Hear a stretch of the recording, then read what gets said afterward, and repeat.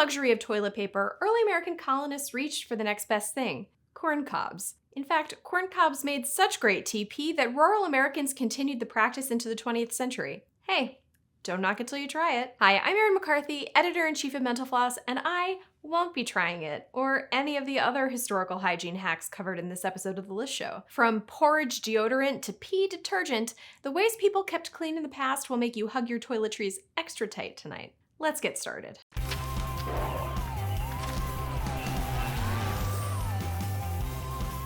On the toilet paper spectrum, corn cobs fall somewhere between make sense and oh no. Closer to the make sense end is any printed material.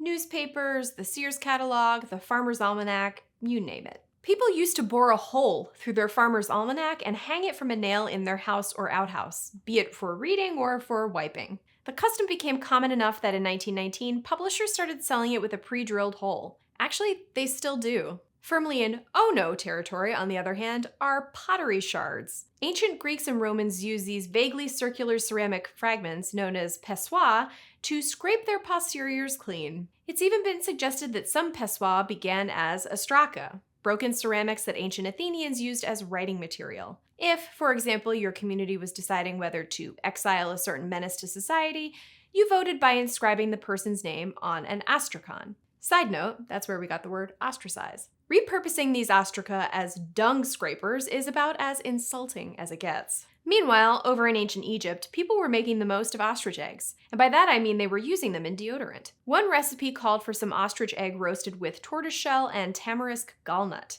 The concoction was then rubbed all over your body to combat bad BO. No word on whether you could substitute ostrich for some other kind of egg.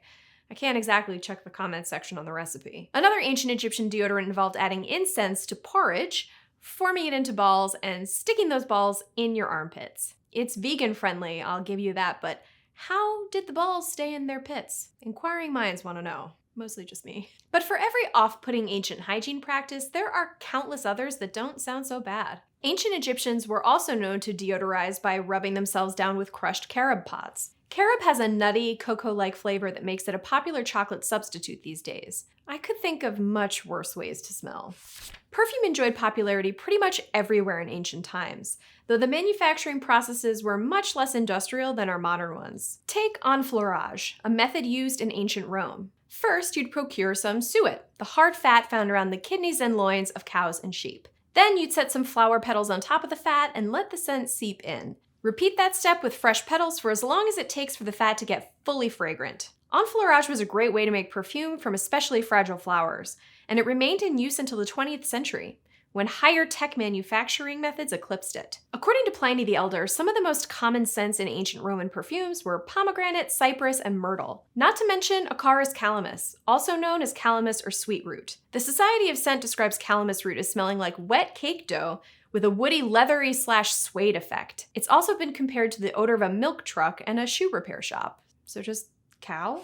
Ancient Egyptians were early pioneers of breath mints, which they made by boiling honey with cinnamon, frankincense, and myrrh, and forming the goop into pellets. A little pungent for your palate maybe, but not too far off from the homemade cough drop recipes currently all over the internet. That said, dental care in general left something to be desired. Consider these cornerstones in ancient Egyptian toothpaste: volcanic pumice, ash from burnt ox hooves, eggshells, and oyster shells. In a world where toothbrushes had yet to be invented, people simply used their fingernails to apply this very abrasive mixture to their teeth. I think I'll stick to Colgate, thanks. Some ancient Romans kept their pearly whites pearly white with a mouthwash made of pea and goat milk. The poet Catullus wrote that in the land of Celtiberia, whatever each man has urinated, with this he is accustomed in the morning to rub his teeth and gums until they are red, so that the more polished those teeth of yours are, the more urine they proclaim you to have drunk. Gross, sure, but not totally absurd.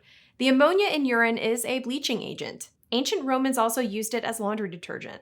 Workers known as felonies would place empty containers on street corners where a passerby would relieve themselves. The felonies would then bring the full containers back to the laundromat and mix the urine with water in washing vats. Part of the washing process involves standing in the vat and stamping the grime out of the clothes, sort of like squashing grapes for wine. In fact, urine was such a hot commodity in ancient Rome that Emperors Nero and Vespasian both taxed it. According to the Roman historian Suetonius, After Vespasian's son Titus criticized his father for doing so, Vespasian held a coin earned from the tax to Titus's nose and asked him if it stunk. When Titus said no, Vespasian replied, "Yet it comes from urine." The exchange inspired the phrase pecunia non olet, meaning money doesn't stink. In other words, money is money, no matter where it came from. And plague is plague, no matter where it came from. Coincidentally, in 16th century Venice, a few sips of pee every day was said to keep the plague away. It wasn't the only foul method of warding off the Black Death. In 17th century London, many believed bad air was responsible for spreading the disease. So, physicians recommended trying to overpower those noxious fumes with other strong odors.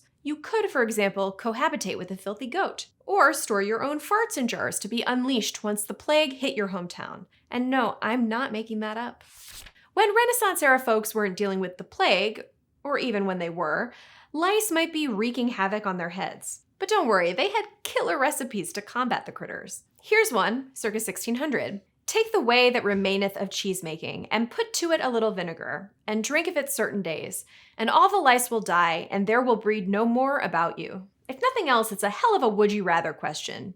Have lice, or toss back a glass of cheese whey and vinegar? Disgusting as it is, the beverage is hardly a health risk. The same can't be said for the early 20th century's most popular vaginal disinfectant, Lysol. At the time, Lysol contained a compound called cresol, which can be toxic if you're exposed to too much of it. Mother Jones reported that by 1911, doctors have recorded 193 Lysol poisonings and 5 deaths from uterine irrigation. But advertisements touted this stuff as gentle and unharmful to delicate tissue, assuring appealing daintiness. They illustrated marriages gone wrong, stoking women's fears of what would happen if they didn't douche with Lysol. As Andrea Tone explored in her book Devices and Desires, A History of Contraceptives in America, these ads harbored a coded message that Lysol worked as birth control, and an unplanned pregnancy could wreck your marriage. These days, douching in general, and Lysol along with it, has been widely rejected as a safe or effective contraceptive. Porridge deodorant seems pretty quaint in comparison.